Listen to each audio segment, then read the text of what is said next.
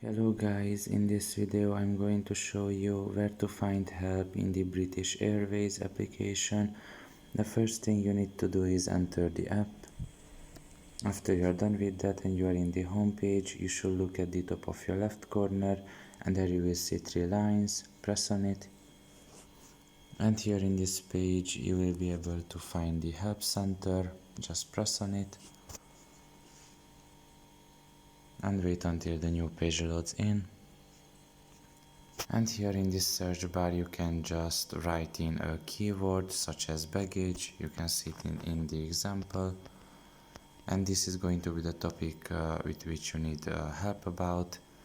Just select a subtopic here and you can see that in this case the baggage allowance, you can see basically the short description about it, and you can also calculate your baggage in this case as well.